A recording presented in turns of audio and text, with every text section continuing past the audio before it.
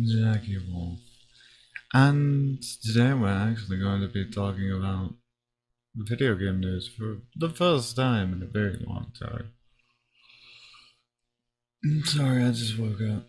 I'm a little tired. Work was brutal. Anyways, Microsoft pledges neutrality in union campaigns at Activision. The accord would ease the paths for thousands of workers to unionize the gaming company which Microsoft is acquiring and addresses an antitrust objection. So in other words, it works in Microsoft's favor since they've bought a shit ton of major gaming companies and just to expand their brand. Not that ActiBliz has put out anything in recent years that I actually give a shit about. Microsoft and the Communication Workers of America Union announced an agreement Monday that would make it easier for employees to unionize at video game maker Activision Blizzard, which Microsoft is acquiring for $70 billion. 68.9 billion actually. Under the deal, which appears to be the first of its kind technology industry, Microsoft agreed to remain neutral if any of Activision's US employees want to unionize, and employees would no longer have to petition the National Labor Relations Board for an election. The company has almost 7,000 employees in the United States, most of whom will be eligible to unionize under the agreement.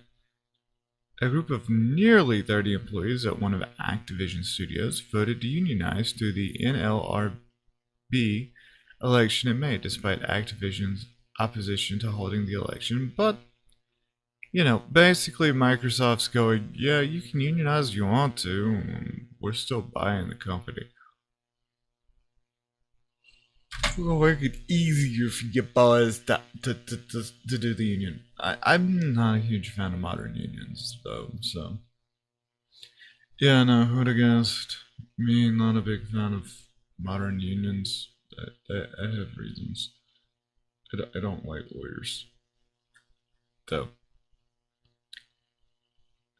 I mean, it's an expedited process for unionizing, overseen by a neutral third party, and Microsoft's all in favor of this. Yada yada yada. One of the big things with Activision, though, is they seem to be in a lot of trouble anyway, and the Microsoft deal is just going to help them out. I'm not like overtly woo. I do know the sub-union employees that they have at Activision did vote, yay, that there are no problems with this. But I feel like we live in an era where I have to address this. Hello, Eurogamer. Bethesda confirms your character in Starfield. Alright, excuse me. Bethesda confirms your character won't be voiced in Starfield. And first person conversations are back. I imagine the backlash from a certain Fallout 4, which I have modded to hell and back, and it's the only way I play it now. I actually did an entire run through without mods. But yeah, no, I have a feeling that the backlash over that actually caused that. Following yesterday's Starfield gameplay review, Bethesda has re-emerged with a few additional details. Its highly anticipated site confirming that dialogue screens will be presented in first person throughout, and that the main character won't be voiced. If you're familiar with Bethesda games prior to Fallout 4, that probably won't seem like all that big of a deal, given that mute protagonist and lengthy first-person conversations with dead-eyed NPCs were par for the course in Fallout 3, New Vegas, Skyrim, and Oblivion. Well, I mean, it was the industry standard for RPGs for a very long time because it's a role-playing game, and they want immersion, not some guy that I really didn't like the voice of. I am getting to wake up. I am tired. I am a tired Nico. Somebody give me head pats and bacon. I want head pats and bacon. Now, I just wanted to bring out that this is a newsworthy. I don't know why this is newsworthy, but this was all over my freaking Twitter feed this morning. So guys, I can confirm, the news has confirmed that there is no voice for the main character in Starfield. Not that I'm all that excited about Starfield giving Bethesda's track record lately.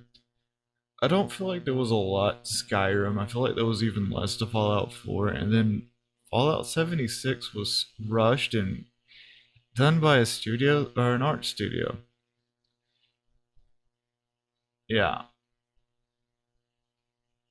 So I'm not really excited about anything Bethesda's putting, but they could make. I could be wrong, but I just have this weird feeling that it's going to have about the same amount of content as Fallout 76, but in space.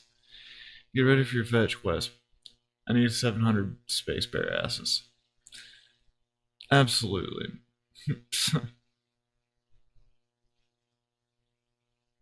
I've been Jackie. This is gaming news.